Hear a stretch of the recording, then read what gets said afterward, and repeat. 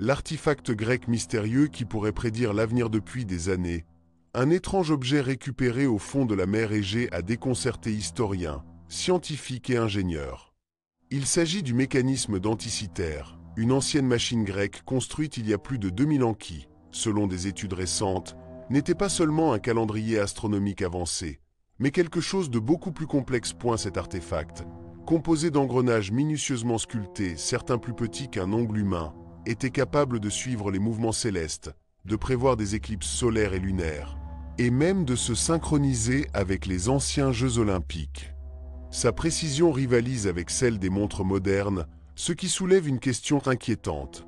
Comment une civilisation ancienne a-t-elle pu créer quelque chose d'aussi sophistiqué? Avec l'aide de l'intelligence artificielle quantique, les scientifiques ont réussi à déchiffrer de nouvelles couches d'informations cachées dans les scans les plus récents du mécanisme. Ce qu'ils ont trouvé était choquant, des motifs complexes, des messages cryptés et ce qui semble être des avertissements écrits dans le langage des engrenages.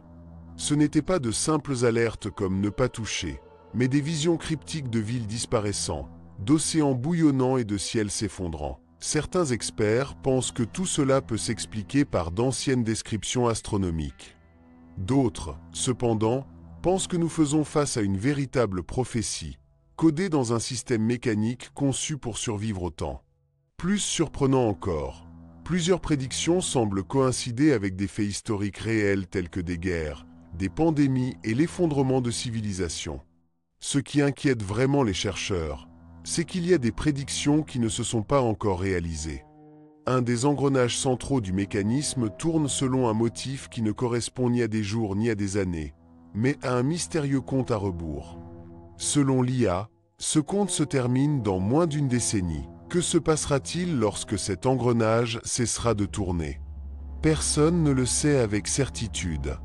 Certains parlent de catastrophes naturelles, d'autres craignent un effondrement technologique ou même un redémarrage de la civilisation humaine. Mais ce n'est pas tout. À l'intérieur du mécanisme, l'IA a détecté une série de coordonnées qui pointent non vers des étoiles, mais vers des lieux reculés de la Terre, des montagnes inaccessibles, des déserts oubliés, des zones chargées de légendes. Est-il possible que ces sites cachent d'autres dispositifs comme celui-ci? Peut-être des bibliothèques anciennes ou des technologies perdues. La spéculation a généré des tensions. Les gouvernements et les entreprises technologiques se disputent le contrôle de ces nouvelles découvertes, conscients que ce savoir peut redéfinir l'histoire ou anticiper l'avenir. Une pièce clé de ce puzzle est un engrenage avec exactement 223 dents. Ce chiffre correspond au cycle de Saros, un modèle astronomique utilisé pour prédire les éclipses avec une précision mathématique. On a également découvert une petite sphère qui tournait en montrant les phases lunaires. Tout cela dans un artefact coulé il y a des siècles dans un navire grec. Ce niveau de sophistication n'a pas été égalé dans l'humanité pendant plus de 1000 ans. Comment y sont-ils parvenus? D'où ont-ils obtenu ce savoir? Pendant trop longtemps, on a supposé que les civilisations anciennes avançaient à tâtons. Mais cette découverte remet cela en question. Le sujet a même atteint la culture populaire. En 2019, le journaliste Joe Rogan et l'auteur Graham Hancock ont discuté de ce mécanisme dans leur podcast, remettant en question les récits officiels sur le passé. Ils parlaient d'un GPS du monde ancien, une machine conçue non seulement pour comprendre le cosmos, mais aussi pour orienter les navigateurs à une époque où l'on débattait encore de savoir si la Terre était ronde. Le message que laisse le mécanisme d'Anticythère n'est pas seulement scientifique. C'est un rappel que peut-être nos ancêtres savaient beaucoup plus que ce que nous croyons. Peut-être qu'ils n'ont pas construit cette machine uniquement pour eux-mêmes, mais pour ceux qui viendraient après. Pour nous. Et maintenant que nous avons commencé à la comprendre, sommes-nous prêts à entendre ce qu'elle a à nous dire? Lors d'une conversation dans son célèbre podcast, Joe Rogan n'a pas pu cacher son étonnement. Comment expliquer qu'une machine aussi avancée ait existé il y a plus de 2000 ans? Et ensuite, rien? Ni réplique, ni versions améliorées, ni évolution technique. Juste un prodige solitaire surgissant du passé. Et ensuite, 1000 ans de silence. Ce vide ne s'accorde pas avec le récit qu'on nous a toujours raconté. Si les anciens ont réussi à créer quelque chose d'aussi sophistiqué, que pourrait-il avoir développé d'autre? Que avons-nous perdu? Et pourquoi? Graham Hancock a proposé une idée troublante. Et si nous n'étions pas le sommet du progrès, mais simplement une répétition? Peut-être qu'il y a eu d'autres civilisations avancées avant la nôtre, qui ont atteint des niveaux de connaissances extraordinaires, et pour une raison quelconque, tout a disparu. Guerre, tremblement de terre, pandémie, effondrement, n'importe quelle catastrophe aurait pu effacer des siècles de sagesse accumulée. Et si cela s'était déjà produit une fois, cela pourrait-il se reproduire? Au-delà de l'émerveillement initial que provoque sa découverte, ce qui nous touche vraiment, ce qui laisse une impression amère et persistante, c'est la possibilité que pendant des siècles nous ayons négligé une génialité sans précédent. Que quelque chose d'aussi sophistiqué que le mécanisme denticitaire ait été immergé, oublié, ignoré par des générations entières, alors que nous construisions une vision du passé basée sur des préjugés, est difficile à accepter. Ce mécanisme n'était pas simplement un artefact complexe ni un caprice de l'ingénierie ancienne. Il était, en essence, un message encapsulé dans le métal. Un témoignage tangible et silencieux qui défie la narration conventionnelle sur les capacités de nos ancêtres. Pendant longtemps, nous avons traîné une image réductrice des civilisations anciennes. Des peuples qui regardaient les étoiles sans les comprendre, qui comptaient sur leurs doigts et adoraient des dieux par peur de l'inconnu. Mais le mécanisme denticitaire nous oblige à reconsidérer cette vision. C'est une preuve claire, irréfutable, que ces peuples étaient très loin d'être naïfs ou primitifs. Ils observaient le ciel avec une précision qui étonne même les astronomes modernes. Ils réalisaient des calculs mathématiques complexes, comprenaient des cycles astronomiques et, de plus, étaient capables de traduire ce savoir en une machine physique, une œuvre d'ingénierie d'une précision étonnante. Un ordinateur analogique construit plus de 1000 ans avant que l'humanité ne songe même à des engrenages comme ceux d'une montre suisse. Les chercheurs qui ont eu l'opportunité d'étudier cette merveille ont trouvé des correspondances si précises entre les engrenages du dispositif et les modèles astronomiques réels qu'il est difficile de le croire. Chaque dent de chaque engrenage semble avoir un objectif exact. Les rotations, les cycles, les mouvements, tout s'inscrit dans des phénomènes tels que les éclipses solaires, les phases de la Lune et même les positions des planètes. Rien ne semble aléatoire. Tout est pensé, conçu, construit avec un niveau de détail qui semble anticiper les avancées technologiques de l'ère moderne. Et alors, face à cette évidence, une grande question surgit inévitablement. S'ils ont pu créer une machine comme celle-ci, pourquoi n'ont-ils pas continué à développer cette ligne technologique?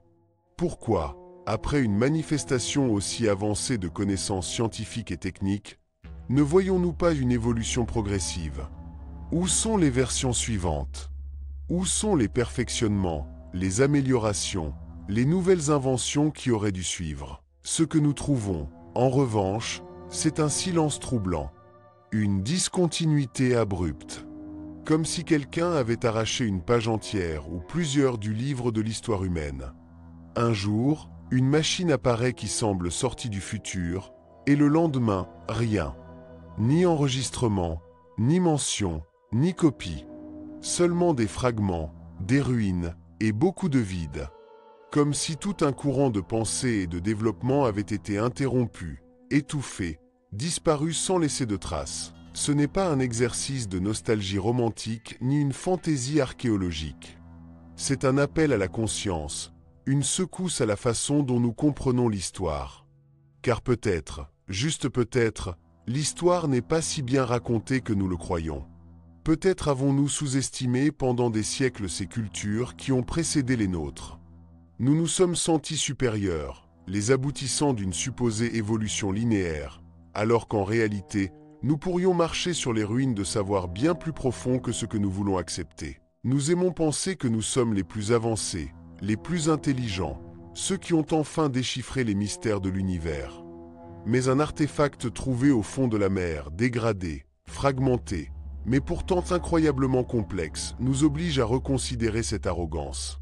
Une machine composée de plus de 30 engrenages en bronze, capable de prédire les éclipses et de montrer la position des corps célestes, n'est pas simplement un objet curieux. C'est une gifle à notre complaisance. Et oui, ça fait un peu mal. Parce que si à cette époque on pouvait fabriquer une telle machine, quelles autres choses savait-on?